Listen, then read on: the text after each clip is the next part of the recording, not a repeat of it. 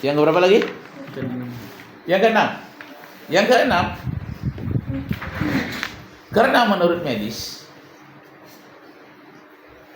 biologi, ilmu biologi itulah ilmu ya. Bio itu makhluk hidup, logi itu ilmu tentang tubuh makhluk hidup.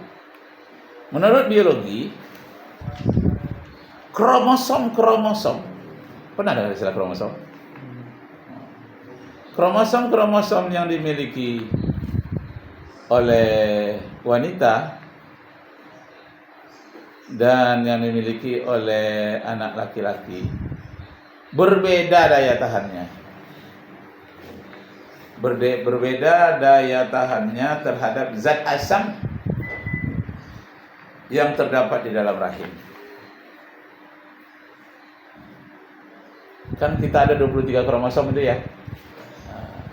Jumlahnya 46. X, Y. Jadi kromosom XY itu diturunkan oleh ayah ibu semua, kita sama nih. 23 pasang, 46 kromosom. Nah, kromosom yang untuk anak laki-laki ini lebih lemah, mudah mati berhadapan dengan zat asam yang terdapat dalam rahim.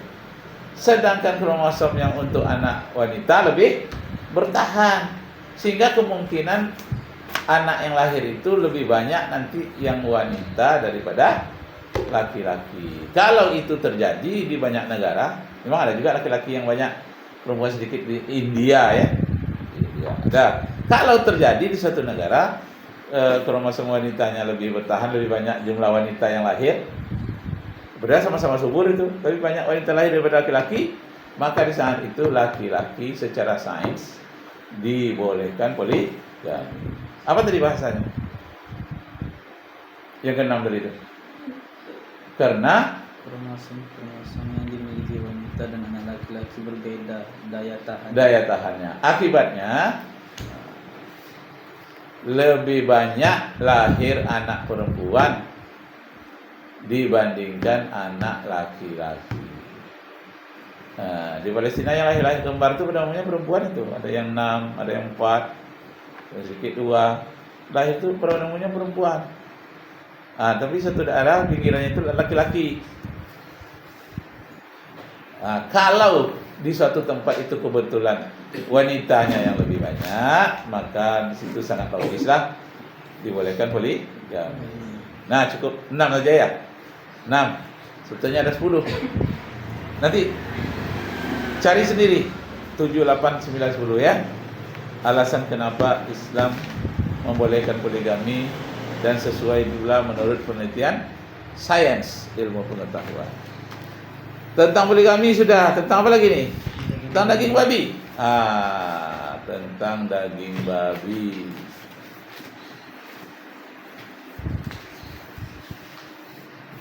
Sebenarnya di seluruh dunia daging babi diharamkan.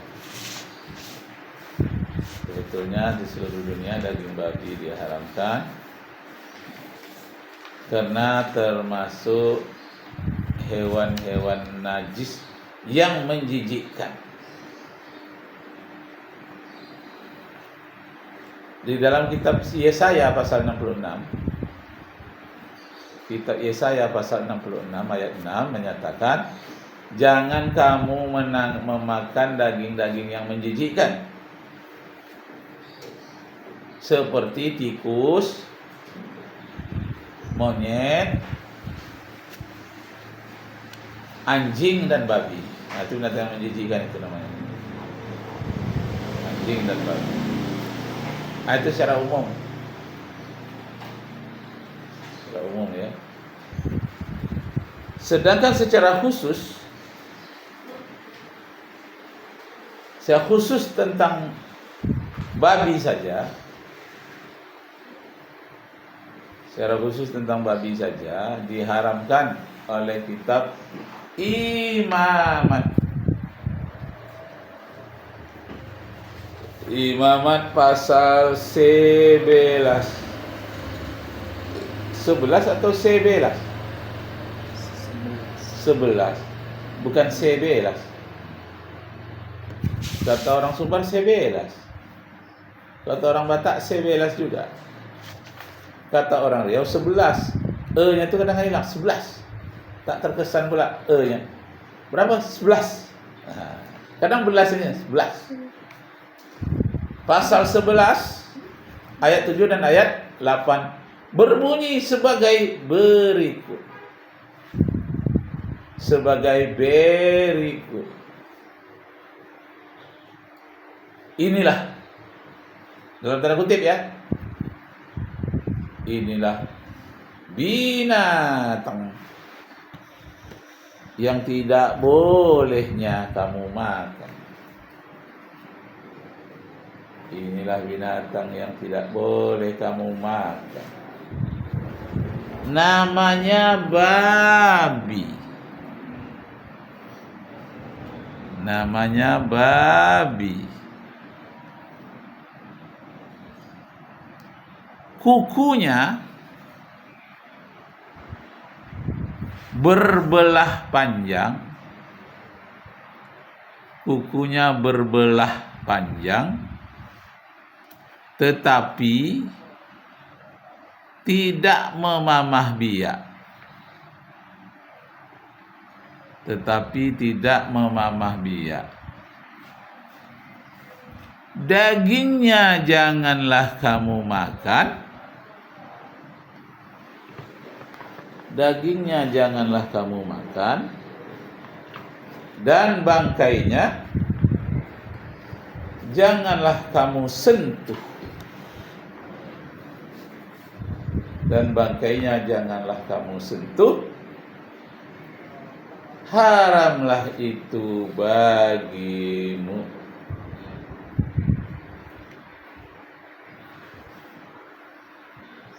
Nah, jadi ketika Ustaz mengajar di Persada Bunda, ilmu perbandingan agama, Persada Bunda itu di Jalan Penegoro. Tapi malam Ustaz ngajar.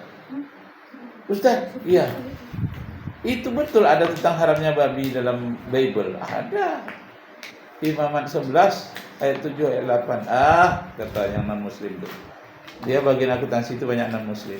Itu kebetulan aja itu, Pak. Bukan sengaja Tuhan mau mengharamkan, karena dia sehari-hari makan babi terus.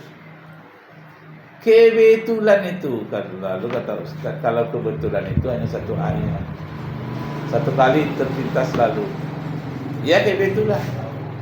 Tetapi ayat tentang haramnya babi itu bukan satu ayat, berpuluh-puluh ayat. Tadi baru dua ya. Kitab apa tadi? Kitab Yesaya ada. Kemudian dalam kitab Imamat ada. Nah, terus diharamkan juga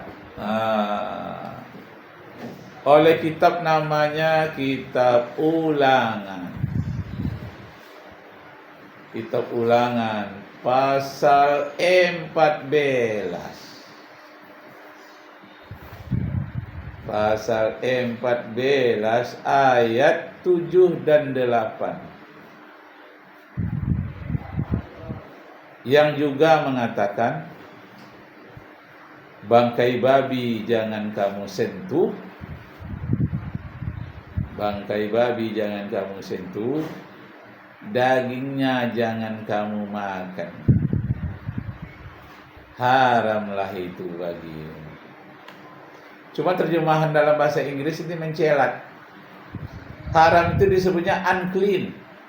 Tidak bersih. Beda yang haram dengan tidak bersih, ya kan? Daging babi betapapun bersih makannya, lalu kita potong betapapun bersih masaknya, tetap haram.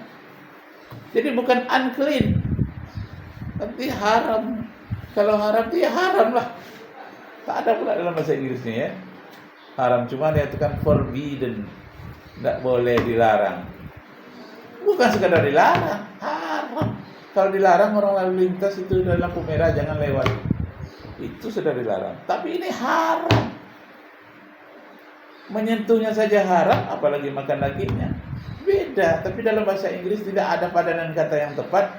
Dibuatkan the pig is forbidden, dilarang, atau unclean for you, tidaklah bersih bagimu. Tak tepat. Tak memuaskan terjemahannya unclean for you. Jadi Ustaz mencintai ilmu pendidikan agama, akidah agama besar dunia. Ustaz juga mencintai bahasa Inggris. Karena kitab sucinya orang-orang Barat itu dari bahasa Inggris. Nah, sekaligus Ustaz belajar bahasa Inggris. Jadi kalian begitu juga. Karena di zaman modern sekarang ini kita tidak bisa ngelak dari bahasa Inggris. Buku-buku agama Islam pun banyak informasinya sekarang dalam bahasa Inggris, cetak di mana-mana. Jadi bahasa Inggris sebagai bahasa dunia telah mengangkat budaya Islam itu dengan kata-kata kemarin menurut Harjib itu masih ingat? Islam is indeed much more than a system of theology, but it's a complete civilization. Jangan lupa itu. Bagi kalian sebagai juru dakwah itu harus diulang-ulang sampai ribuan kali.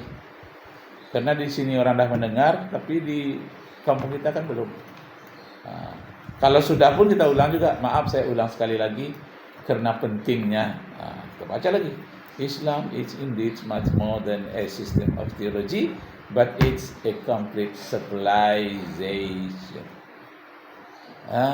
Begitu. Tentang apa tadi nih?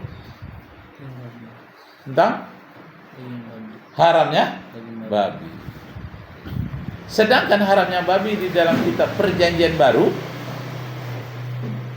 tadi itu Perjanjian Lama itu, kitab Kejadian Perjanjian Lama, kitab Yeremia Perjanjian Lama, kitab Kejadian Ulangan itu Perjanjian Lama. Kalau Perjanjian Baru disebutkan oleh kitab Markus pasal 5 ayat 13. Panjang itu ayatnya ya. Tentang pemuda yang kesurupan. Pasal berapa, Ustaz? Markus pasal 13. Pasal 5 ayat 13. Dia menyatakan apa tadi? Tentang pemuda. Pemuda yang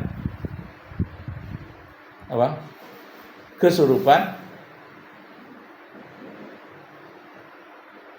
karena masuknya 2000 hantu atau roh jahat. Roh jahat itu dalam bahasa Indonesianya hantu. Kalau baik dia jin. Tapi jin ada yang Islam, ada yang tidak Islam. Jadi yang kemasukan hantu tadi pemuda. Lalu datanglah Nabi Isa bertanya kepada hantu-hantu dalam tubuh pemuda itu, kemana kamu harus kupindahkan? Kemana aku harus kupindahkan? Jawab para jin itu. Kalau jin itu kan orang macam di ruqyah itu, dia keluar suaranya seperti suara orang itu. Tapi intinya yang menjawab jin yang di dalam. Apa katanya? Masukkan aku ke dalam tubuh 2000 ekor babi. Lalu dipindahkanlah